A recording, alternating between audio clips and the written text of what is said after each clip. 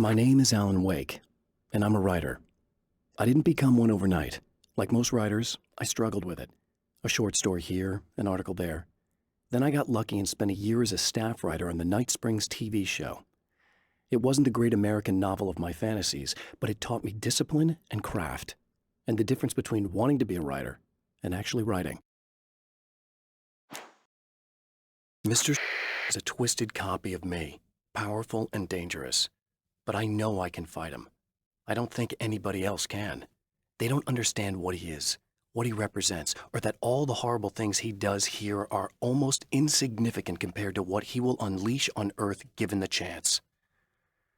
But I've survived the dark place, and it has taught me things. How to cope, how to stay sane when the world goes crazy. He's 2 steps ahead of me, but I can find him, and I believe I can stop him. The reality we take for granted is softer, more adaptable than we think. Under correct conditions, you can reshape it, turn it into almost anything you want. When it happens, almost nobody notices. It's not that we forget, it's that after the change, there's nothing to remember. Only those who have been directly touched by the powers that can shift reality are aware of the changes. Many are driven mad by it. Others can cope. I'm one of those people.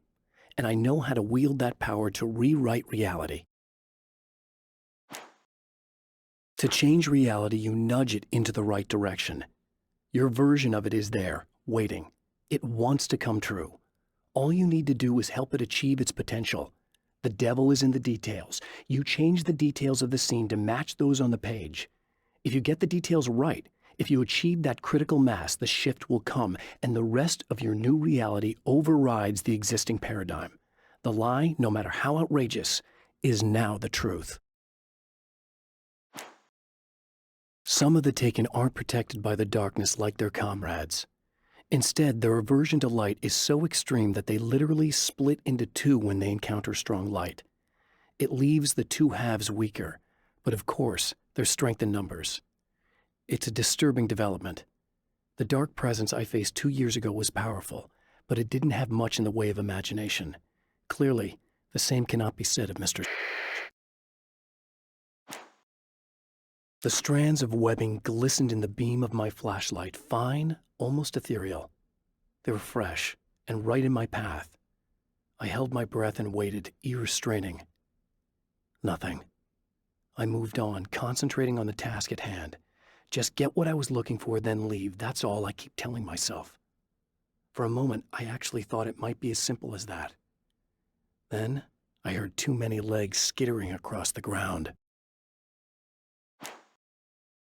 My own face peered back at me from the TV screen. For a moment, I struggled with the sensation of déjà vu. How many times have I seen myself like this now? And then there was that easy grin that never seemed quite as quick or natural on my own lips, the dark, malicious twinkle in the eyes. And I knew who I was looking at. As he pulled back and revealed the room behind him, my throat went dry. There was nothing I could do but watch. At the oil derrick, the wheel had been jammed in place and turned until the oil gurgled and flowed thick and flammable. The warning lights were blinking in a fast rhythm, bright and steady, powered by the battery. The Kasabian CD was playing in the boombox, all distorted guitars and intense beat. High above, some piece of orbital junk or another collided with the satellite, knocking it radically off course. Trailing debris, it screamed down from the skies at an impossibly steep angle. All that high-tech engineering reduced to nothing more than a bullet that would destroy whatever it hit. I'm trapped in the darkness. He has started appearing to me, Mr. Scrэтch. He can travel back into the world effortlessly, and he loves to rub my face in it. At first, he was just an echo in the darkness, a flicker beyond the edge of my vision. Now he started showing himself, getting bolder all the time, telling me what a great time he's having in the world while I'm stuck here, and what he plans to do, especially to Alice. All the moves I have left are dangerous and desperate. I have no choice.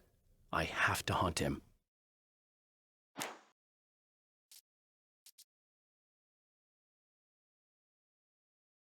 I know that when I arrive, the clarity of vision I have now may disappear. I've made my plans. I've prepared for this, but I know the transition from the dark place will be hard on me. And not just physically. It may affect my mind, my memory. These pages should help me remember and focus. That's worked for me before. Even if that fails, I think I will be able to trust my instincts. I'm navigating my own story. I'm hoping I'll know where to go and what to do, even if the details elude me.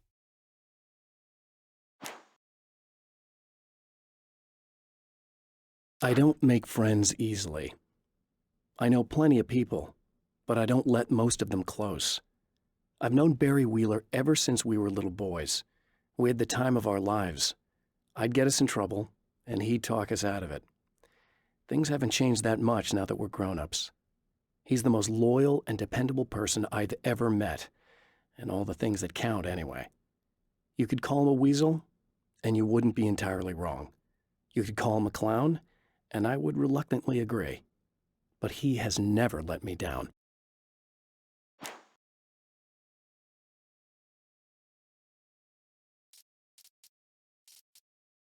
Alice and Barry, my wife and my best friend, are easily the two most important people in my life, and they've never really gotten along with each other.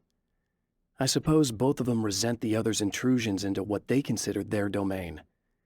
After I was gone, they maintained an uneasy truce. My book stayed in print, still selling, the licensing machine churned away. She was my wife and controlled the intellectual property. He was my agent and took care of the business. I wish they found more common ground than that.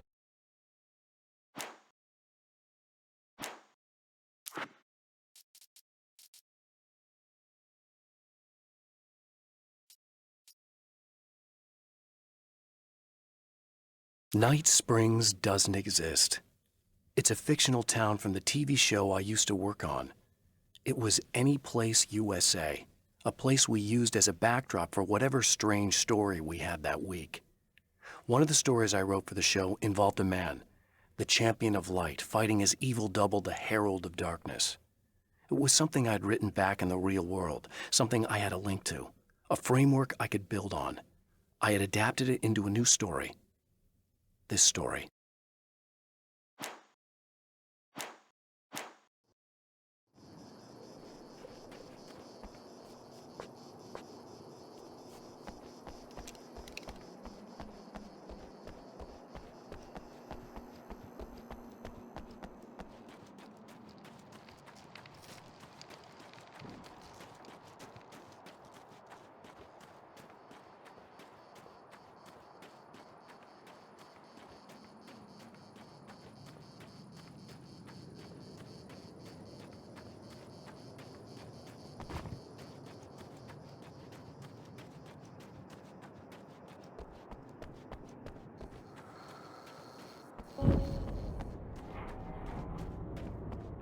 A poltergeist. Its existence is one of rage and hostility, and its very presence turns ordinary objects into deadly projectiles. Oh, shit!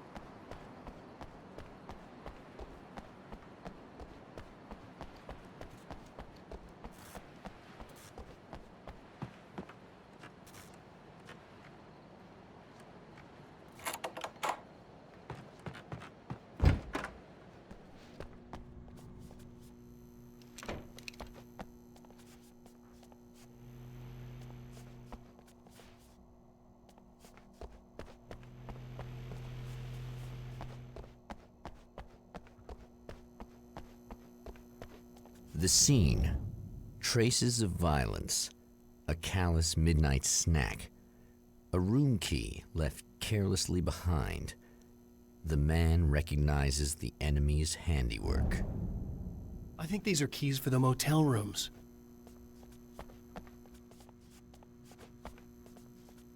Satellite and now this? That place might be involved.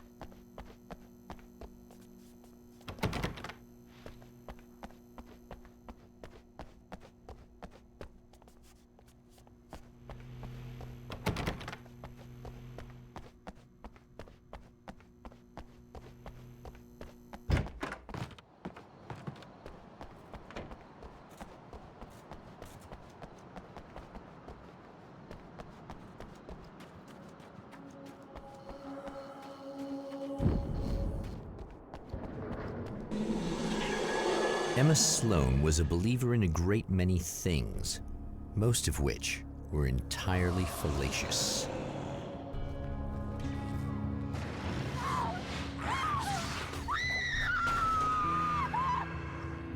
Emma Sloan, an innocent victim of his dark half. More collateral damage in the ongoing war. Damned by forces beyond her control, as much as by her own actions.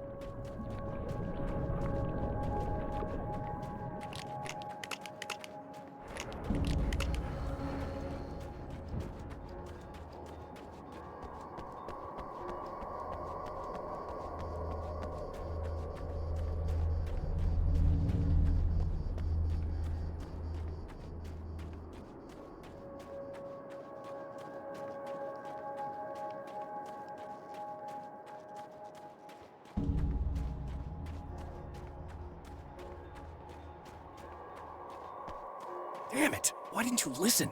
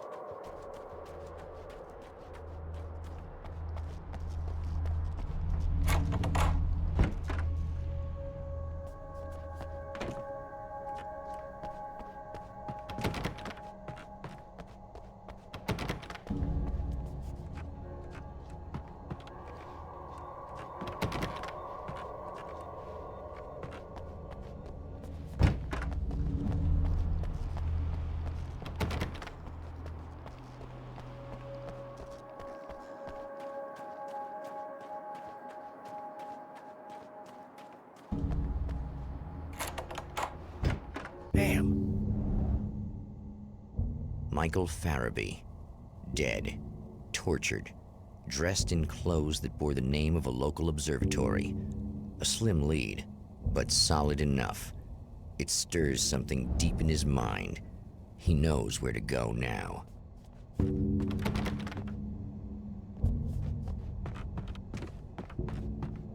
I guess that'll have to be my next stop.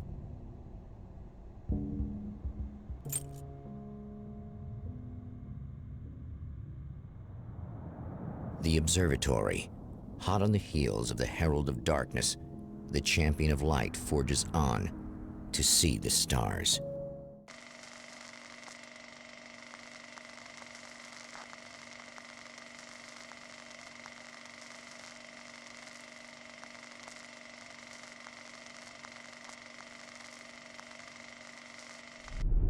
An observatory, a place for a man to witness the magnificence of the universe.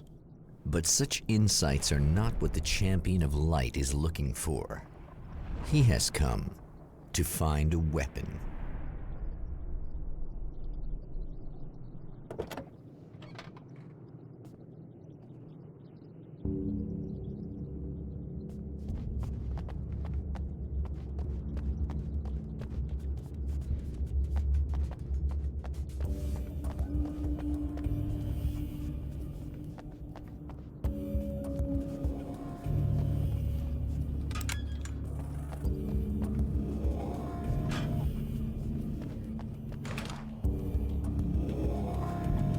Welcome back, listeners. As you know, I'm Eddie Rodman, and I'm still talking to old gods of Asgard, who are doing their big comeback tour. How's that been going for you? Odin? Splendid! I'm having the time of my life. You know, I didn't realize how much I'd missed that. And what about you, Tor?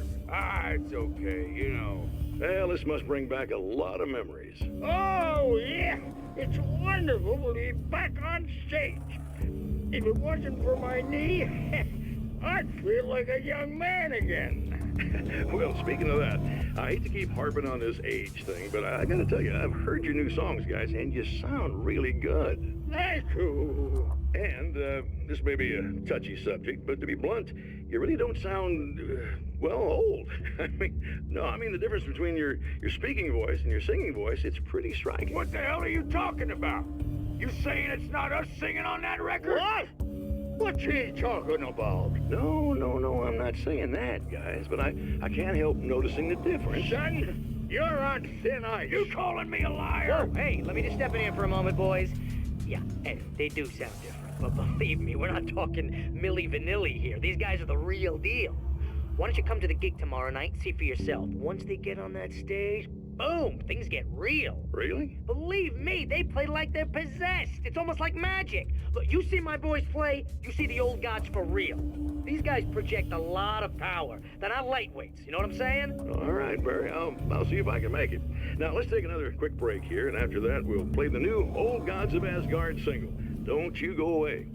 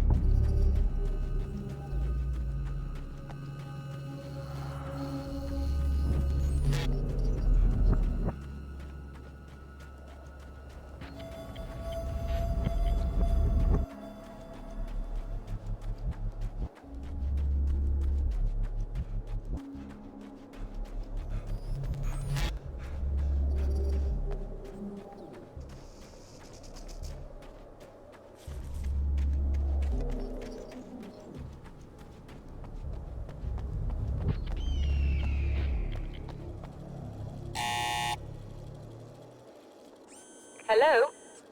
I'm Dr. Rachel Meadows, and... Wait a moment, it's you! I can't believe you dare show your face around here again.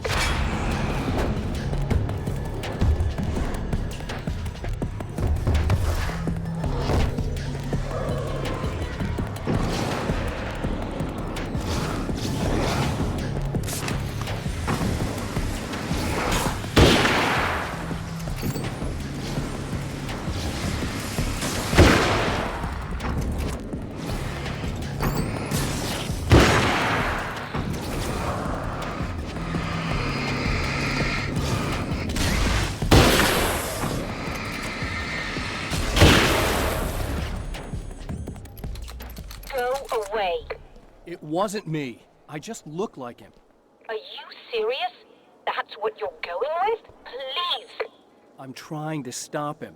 You saw those shadow things trying to kill me, right? I bet he got along with them just fine. Yes. Yes, he did. All right. Come on in. Thank you.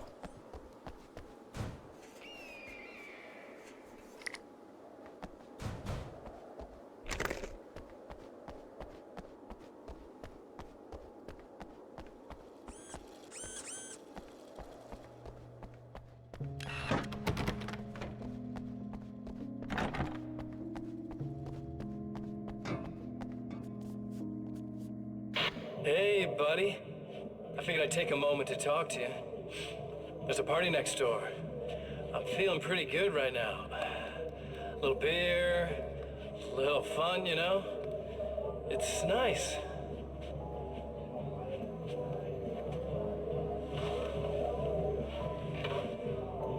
Listen, this whole thing between us, it's a little weird for me too, you know? I mean, we don't just look the same, there's a lot we share. I mean, up here. I know you, right? So I was thinking maybe we could...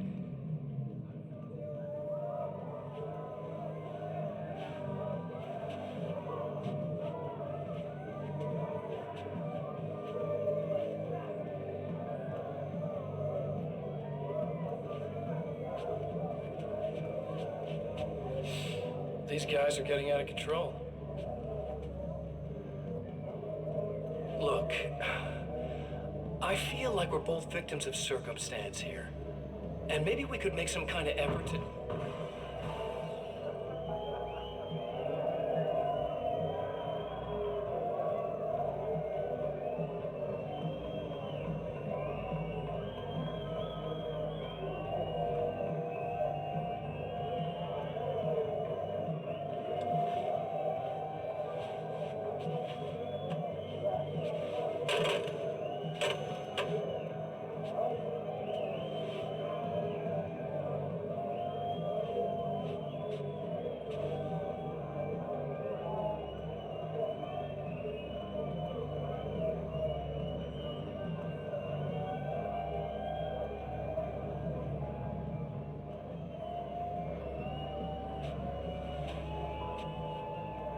Never mind.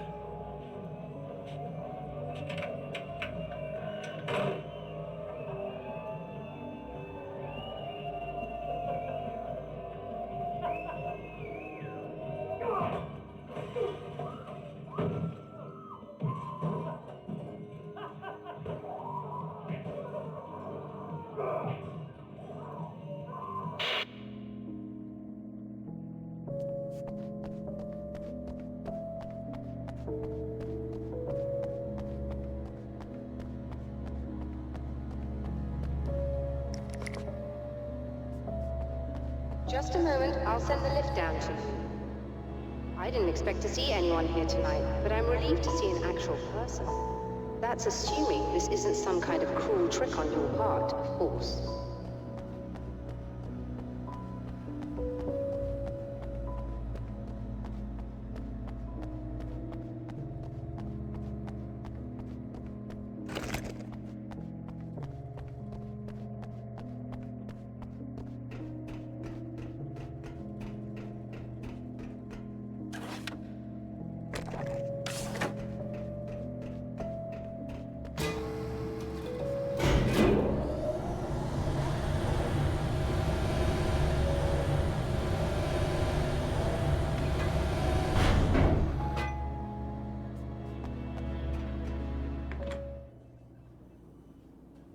Doctor, the man who looked like me, what did he want here?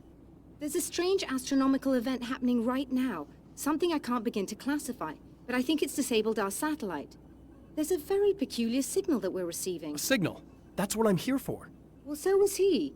But he didn't seem to understand it at all. He got very angry, sabotaged our imaging array, and now we're blind. I believe the event is still going on, but we can't pick it up. Is there something we can do? What he broke is essentially just a special camera, but we can't use the telescope without it.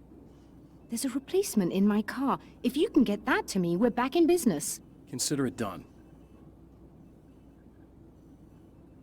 Tell me more about the signal.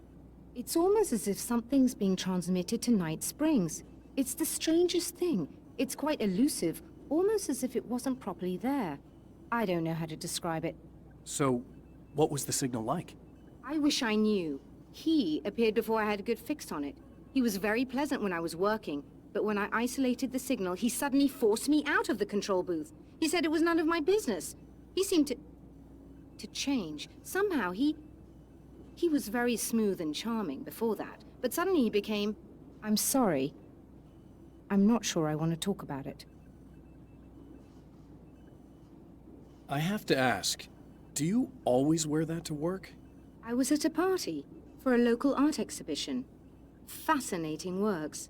When I was called away by my assistant, Michael was the first to spot this event. I don't know where he is now, actually. He was supposed to bring us some food, but he never showed up. Tell me about the event. Oh, it's quite fascinating. It looks as if stars were changing, somehow. Or shifting positions. It isn't really happening, of course. Most likely it's caused by some kind of atmospheric refraction phenomenon. But I've never seen anything like it. Did he hurt you? No. He didn't quite threaten me exactly, but those shadowy things started to crawl into view, and whatever the signal was, he seemed to be extremely frustrated by it. He just started breaking things and left. I thought it best not to interfere. You were lucky. He's done much worse. Yes.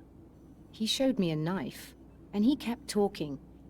He enjoyed the sound of his own voice. A proper maniac. You really aren't anything like him, are you? Believe me, I try very hard not to be.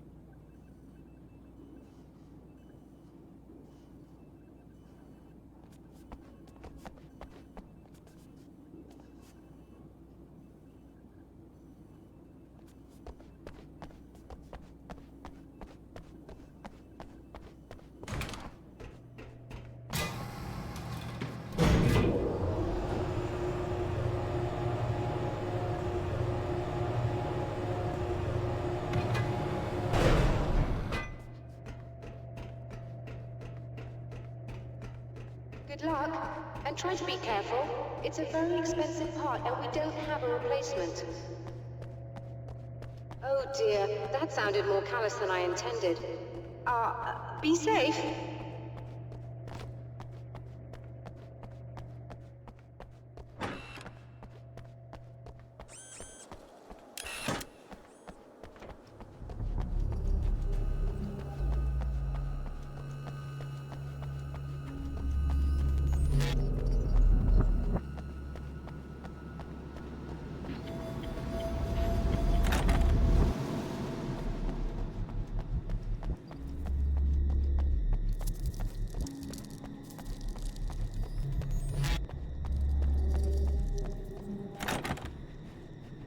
This must be her car.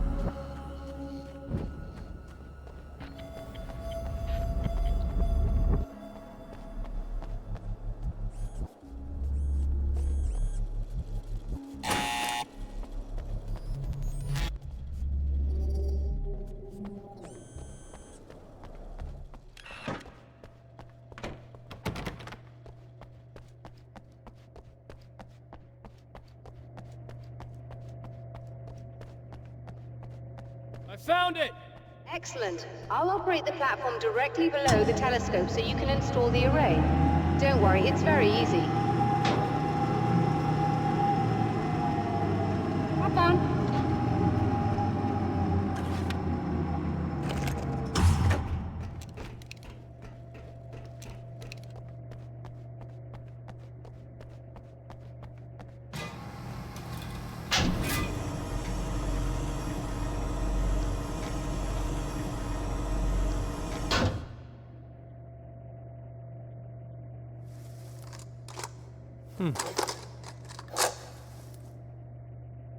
Brilliant, you've got it. I'll just run a quick diagnostic on it. Yes, it's in perfect order. All right, we're good to go. Let's take a look at the skies.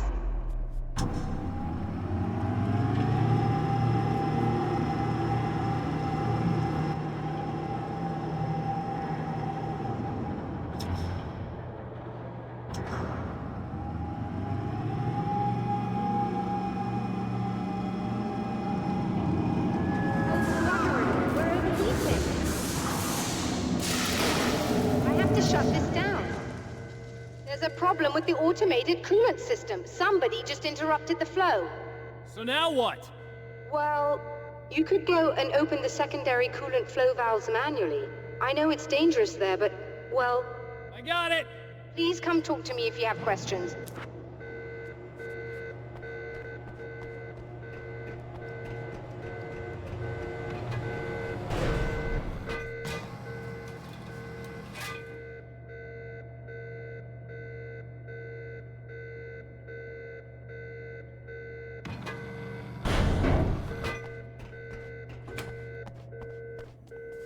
Is there something I should know about this coolant thing? Oh no, it's quite straightforward. The telescope is very heavy, and moving it generates a lot of heat. So do all of the electronics. Overheating could cause damage, so it shuts down automatically if the coolant fluid isn't flowing. And hot electronics generate instrument noise, which we want to eliminate as much as possible. What is this coolant anyway? Is it dangerous? We use liquid nitrogen. It's quite safe. If I can make it to the valves in one piece. Yes, there is that. Good luck.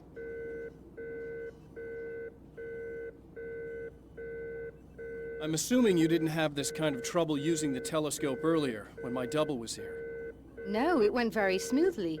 Until he turned into a nutter. This doppelganger of yours doesn't seem to want anyone else to look at this phenomenon. Honestly, it seems a little pointless to me. There are many eyes on the sky. I'm not sure what we're gonna get once this thing is working again, but I have a hunch.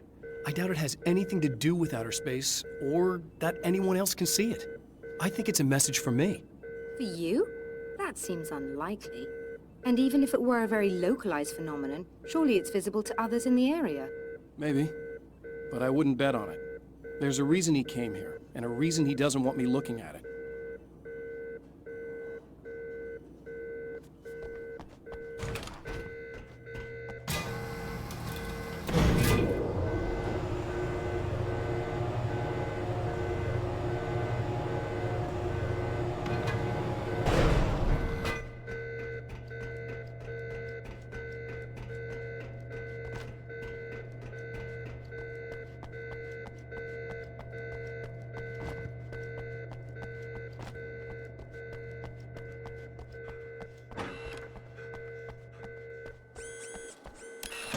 Just remember, you need to release all 3 valves. It doesn't matter what order you do it in.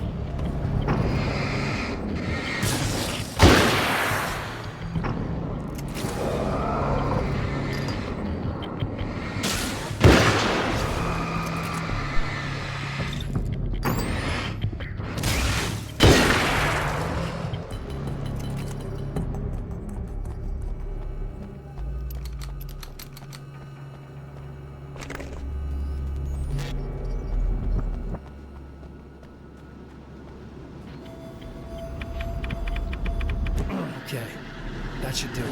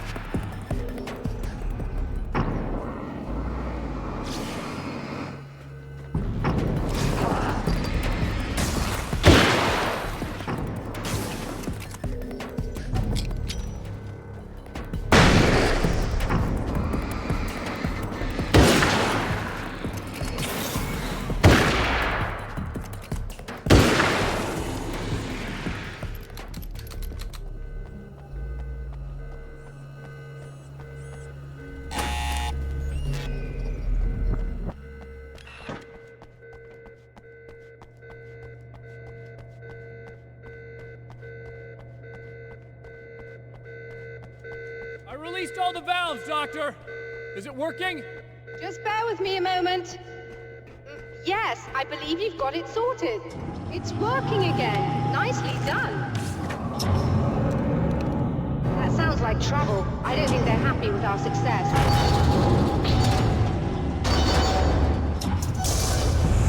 Look out, they found a way in.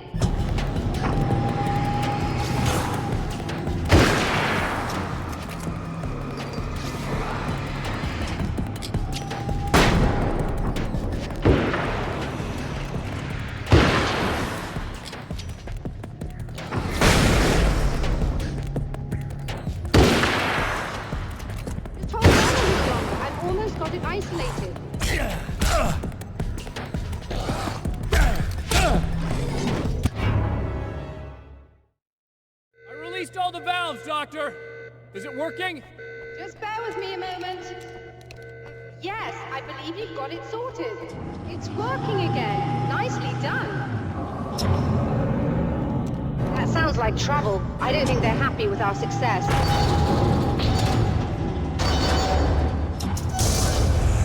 Look out, they found a way in.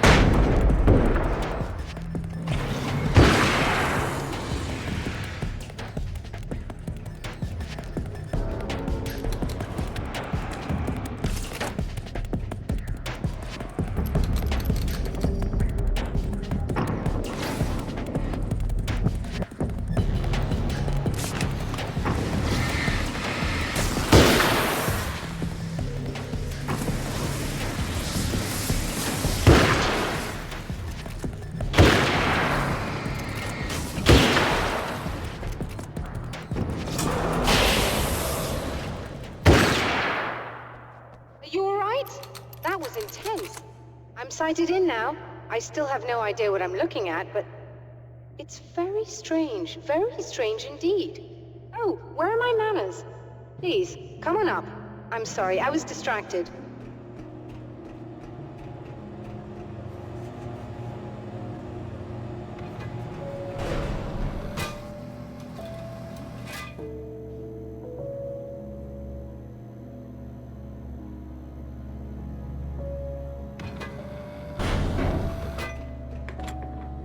Receiving the signal now. Oh yes, it's coming in loud and clear. It's amazing. I'm not sure what it is yet, let alone where it's coming from, but it's interacting with our system somehow, like it was intended for us. But I don't understand how that could be. Maybe that's just how the story goes. What? Never mind. Is there a way I can hear it? Or however this is supposed to work? I think the signal is incomplete somehow, but you should be getting a printout of it now. What do you mean it's incomplete? It's almost as if we're only getting a fragment of it. I need the whole thing. This is important. I'm sure it is, but this is all we're getting. Did the man who looks like me get the whole thing? He locked me out of the booth, so I have no way of knowing. But I can tell you that he didn't really seem to understand it. So, what's in the sky? It doesn't make any sense. The stars are just... they're wrong. I thought I'd be able to see something, but it's like I'm looking at a sky that's just... it's not the right sky. But that's impossible. I consider myself a rational man, Doctor. But this isn't a thing you can measure or explain. I've seen impossible things that have taught me just to roll with some punches. It's either that, or go insane. I find it disturbing that you sound like you're speaking from ample experience.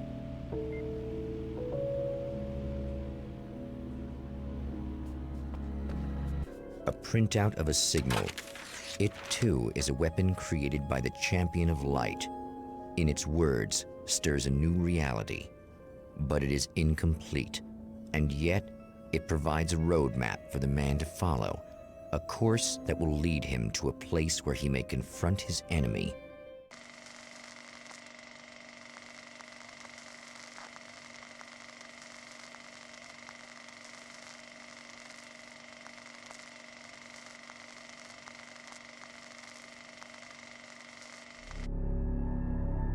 The drive-in.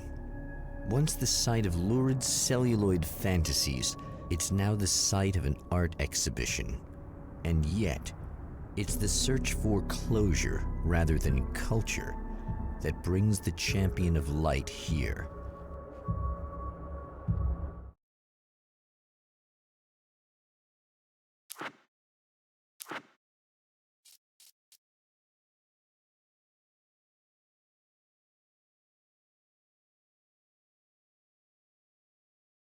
Now Night Springs is in Arizona, although not for long. It's in Arizona because whatever the town that has become Night Springs is really called is located near one of the thin, worn places in the world where dreams and reality flow together and life is always a little strange. Perfect analogy for Night Springs. I can't return to the real world. I've tried, but I'm operating on dream logic, forcing the door open a crack so I can slip through. I can enter the strange little town of Night Springs. All I did was put it in Arizona for one night. In Bright Falls, I was constantly under attack by birds that were more shadow than flesh and feathers. But this is an evolution. Some of the Taken were actually capable of turning into a flock of birds to escape my attacks and turning back into human form to make surprise attacks.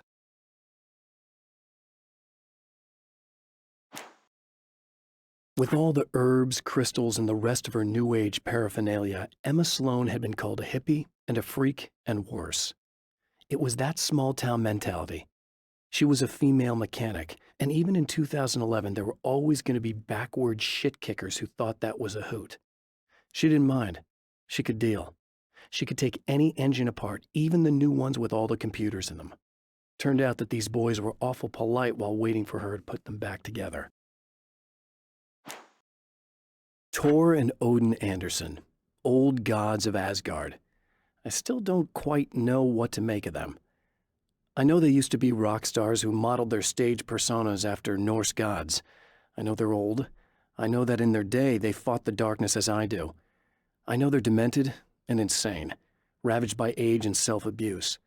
But there's something in them, something powerful that took hold when they were touched by the powers beyond. A thing that goes far beyond just stage names. Something godlike. The Anderson brothers should probably have been in a facility somewhere, despite their tendency to escape from such places. It could be argued that they had no business being on tour, considering their condition. Their lives mostly revolved around the laundry list of ailments and their endless quest for liquor. But Barry Wheeler managed them now. And whatever else they might say about Barry, he knew how to make things happen. And honestly, it wasn't like the Andersons were the most difficult clients he ever had. Getting the Andersons into the recording studio was a struggle and a half. But once they actually picked up the instruments, something happened. They were two old men, and they weren't. They were doddering bags of bone, and they were barely contained power. And there was music. Barry rubbed his hands together. He knew how to pick a winner. Now all they needed was some direction on how to make things a little more modern. Barry had never produced a thing in his life, but he knew what he liked. He knew Balance Slays the Demon was going to be a hit. I have seen the darkness twist flesh into new shapes before, but encountering these giants is an extremely disturbing experience. It's as if the genre has been switched on me. There's something out of Pulp Fiction. Twice as tall as normal men and stronger than forklifts, their lumbering gait and slow-witted demeanor brings to mind some kind of mean-spirited caricature of a feeble-minded hillbilly. Emma wasn't sure exactly when the man arrived at the motel, but from what she could tell, the party started almost immediately. It was infectious, spreading from one room to another. He was mercurial, almost as if he was flickering through the scene, telling a joke here, throwing an insult there, oozing sex and violence and excitement. She had never seen someone like this before. He looked at her and smiled, and she felt her heart flutter a little. She knew he was the kind of man mothers warn their daughters about, but she told herself it didn't matter.